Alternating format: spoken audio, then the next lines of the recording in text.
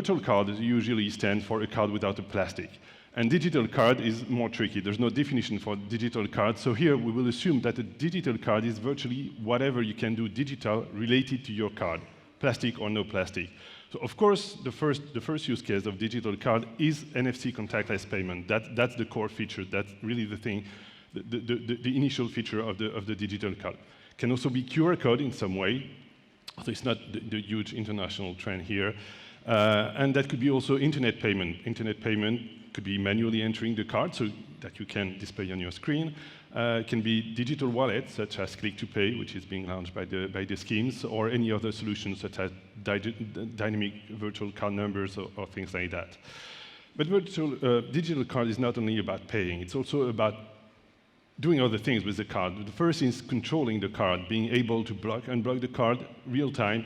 It's about setting limits, blocking by transaction type, by country, etc. So empowering the customer to control his card or to be alerted as soon as a transaction occurs or a suspicious transaction occurs, immediately notify him that something has been done. So it's about controlling the card or even controlling the token, so going more deeply into the control. Like, for example, you get your card in an iPhone and an Android device, you load your iPhone, you can instantly block the card. So digital card is about all that, and of course, the first feature of digital card is to be instantaneous, real time. Because, well, I won't even explain what for. We are in a world with everything is instant. So digital card is, of course, instant. So what are the benefits of digital card? First, of course, enabling the payment through the mobile device. You could say, why? I get a plastic card. It's definitely convenient.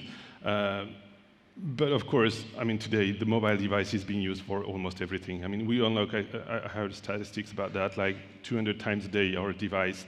So why not for paying, definitely. But that will be also for security, as I mentioned, because of these control features that you can get with the digital card, and also with the improved biometric solutions where you can provide more authentication, but seamless authentication, which will not bother the customer. And the last opportunity of digital card is the customer relationship, because every time the customer is paying with a digital card, he will be using your application.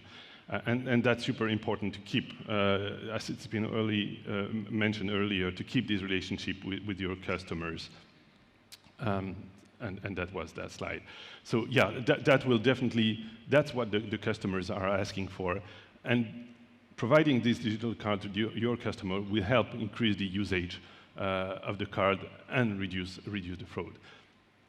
If we now go to a quick tour around the world about digital card solution and tokenized solutions, very briefly, because of course that would require to spend hours on this definitely. Maybe we can start quickly by the old Europe, which has been quite pioneer in mobile payment. It started, I think, 15 years ago almost with Project Pegasus in France.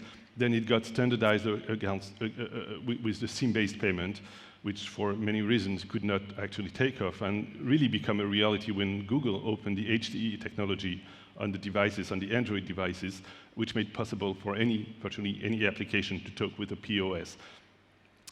Europe's been quite a leader in that as soon as it's been standardized, because in Europe we love standards. It's been really early adopters. Many countries, particularly the eastern countries, Poland, Romania, has been really pioneers for this technology, and now probably have the highest usage rates on this digital card. Another interesting feature is that in Europe, despite the presence of Google Pay and Apple Pay, many banks have their own NFC issuer wallet. The reason is that they want to keep the control, they want to keep the relationship with their clients, because once again, they'd rather have the client using their application 200 times a year or even more in the future than handling their customer to Google, which will definitely find a usage to this relationship with the customer. So there's a strong presence of NFC issuer wallets in Europe. North America is a very specific market. They're honestly quite late about everything in terms of payment in the USA, and they have a very special way of managing fraud. So, they've been switching to to chip card very recently. They were using Max Stripes so far. So they're very good at managing the fraud. Everything related to transaction control, card control, they're definitely the best ones because they want to alert their customers or enable to control the fraud. But when it comes to payment, they're not super advanced. The NFC acceptance was a bit late. That's probably one of the reasons they all reached to Google and Apple for their wallets, because that was the lowest investment for a limited acceptance. And they don't have the fear of these GAFA, which are American companies, so they don't have the same concern that other banks could have around the world. Asia, of course, this the continent for the super apps with these super widespread payment applications, mostly based around QR codes so far. But the interesting thing about Asia is that they are going NFC. We see that the NFC acceptance is deploying in Asia in many countries, and then the banks want to follow because they need to stick to the international standards. So even if they have these super apps that works great, they are going to NFC payment, and they will be going fast, by the way. If we go closer to here, Middle East. And once again, and it will be even truer for Africa, it's difficult to speak of a continent or region as a single country, but mostly very tech-savvy consumers, brand awareness, the new, and technology is very important, and that's why there's been a strong success for these wallets. And not all the banks, the adoption is not yet super strong, but the growth is very strong, with impressive growth rate for the region. And finally, Africa, which here will really depend on the country. In terms of tokenization, if it comes to that, and NFC payment, there would definitely be the latest one, but we see that coming. First, the NFC acceptance is quite below the average, but it's going. And we all know what it is about mobile payment in Africa. There has been the countries where the actual mobile payments first started in the world with what we could say low-tech technologies, but still that did work. So they're going a bit late on that, but we see that in many countries it is starting actually. It is starting, and there will be the capability to do a grasshopper's jump here and go from almost zero NFC to fully deployed solutions. And we see that we already have the solution starting. Well, South Africa is pretty mature now. It's a particular country, but we see projects in Nigeria, Ivory Coast, Ethiopia, and really has the potential to go very, very fast there. The question is, as a bank, should I launch this type of wallet? Should I provide NFC issuer wallets to my client and other digital card features? The answer is obviously yes, and that's not a secret here. But why? Why should I provide it, and why should I provide it now? There would be defensive and offensive reasons. Defensive is that, of course, you don't. The first reason is to protect your clients, and because you don't want them to leave to other banks potentially. And for that, I will be quoting my own son, and I assure you that I'm not making that up. It actually happened a few weeks ago. He told me, "Dad, you got to change my bank." So why do I get to change your bank? Because they don't have mobile payment. That would not be the case of most users, but the trend we see now, and particularly in Europe, we see that, is that the customers, if they don't find what they want with their own bank, they will not close their account, they will keep it as a primary bank, but they will go somewhere else for the card. And that will be the case of, I like to quote them because that would probably be the most successful neobank in Europe, Revolut. Revolut based their application only on card initially. Now they have crypto, they have other things, but initially that was only basically card with a few attached products, but mostly cards. And now, today, I won't say that everybody has a Revolut account, but if we see in my company, I mean, at least 3 out of 4 persons have a Revolut card. So that's the risk. People could go just for the card, for a more convenient digital card to a competitor, and then, over time, start using it more and more. So that would be the defensive reason, but the best reason to go there is that, first, you will, of course, reduce your fraud, thanks to everything that I've said before, and you will also be able to strengthen the relationship with your client. Once again, today, I think the average is over 200 payments a year with the card, just with the card. And with small payment and mobile payment, that will go even higher because you can also do the very small payment thanks to the card. So that would be the best reason for going to these solutions, strengthening the relationship with your clients. Plus, of course, you can pave the way for the plasticless world. So don't misunderstand me on this.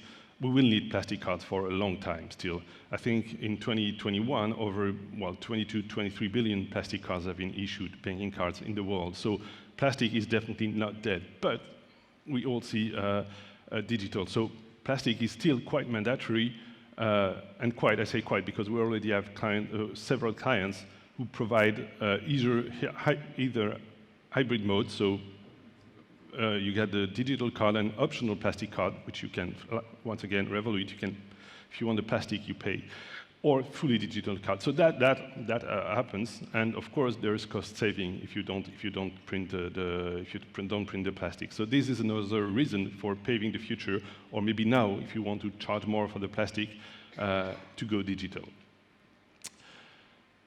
But of course, easier said than done, and there are some challenges to go digital and to digitize your cards and to tokenize your card particularly. Maybe quickly, for digitizing, digitizing a card comes to three things for a bank, three things. The first one is connecting to the CMS or to your card processor. That's where we can fetch the card data, because to digitize a card, of course, we need the card, or at least the card data. This part can be somehow tricky because this is PCI DSS, this is a bit complex, and sometimes it goes to third-party vendors, not super flexible, definitely, to say the least, in some cases. And that's always can be long projects here. So this is the first part.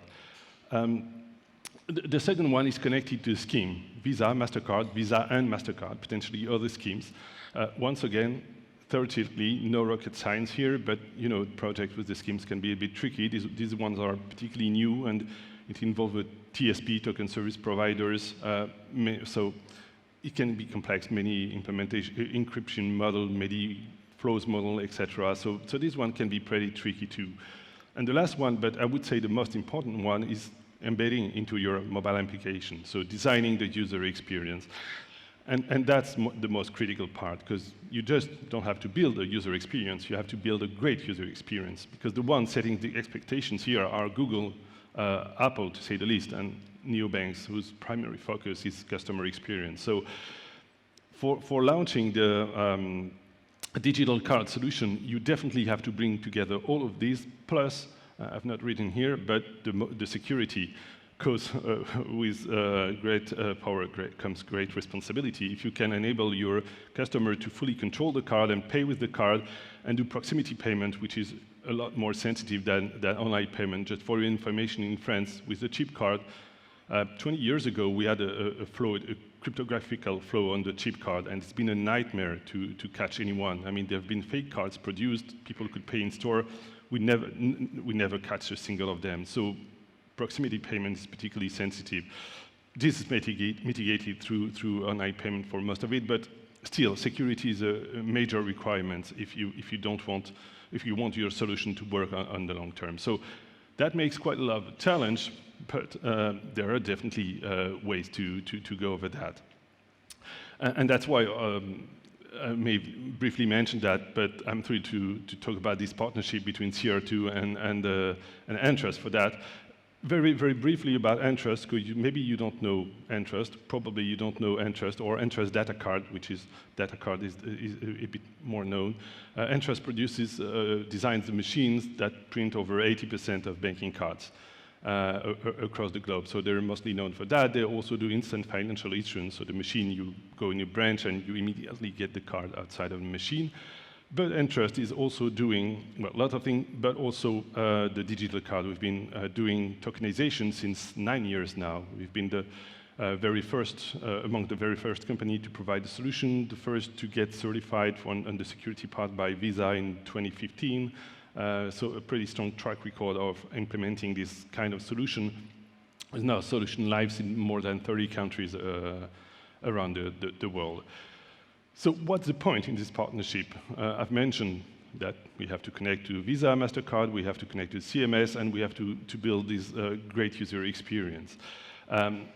Entrust is, in this kind of project, Entrust will be handling the connection part to Visa, MasterCard. I mean, we're doing that all day long. We've been doing that for years now. Once again, we are pre-certified, pre-connected, etc. So that turns this part rather easy. We will also connect to your banking system, the CMS or your processors. We adapt the format so the processor or CMS don't have to change the format.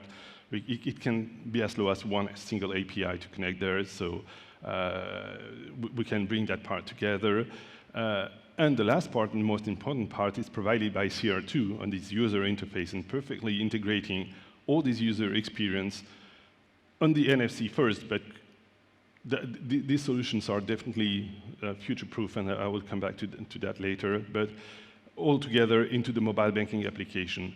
And then we can handle also the whole project, which includes certification by the scheme to provide an end-to-end project plus expertise to that, so to make that mostly seamless. And for your information, we see many banks who try to implement themselves, totally on themselves, this kind of solution have taken literally years to implement, whereas the target would be 3, 4, 5 months, big maximum, including testing, Q&A, etc. So that's the initial meaning of this partnership, being able to bring you that very quickly, very efficiently, plus, and that's the nice part of this solution and this partnership, is that we will also be future-proof, because once we get the card data, once we can use that for NFC tokenization, we can use that for virtually any other of the digital card product. Displaying the card on screen, pushing to click to pay, which is becoming a mandate over the world by MasterCard and maybe Visa soon. Managing the tokens, so the digital card directly through the user interface, etc., etc. And potentially in the future bringing new products such as BNPL or carbon calculator, whatever, which is based on card and processing, that will be brought to you directly into this application. So that's mostly it. I will be happy to discuss with you afterward of the details if you have any interest in that. But yeah, that's why I'm really thrilled to have done this partnership that will definitely help pushing the solution. Thank you very much.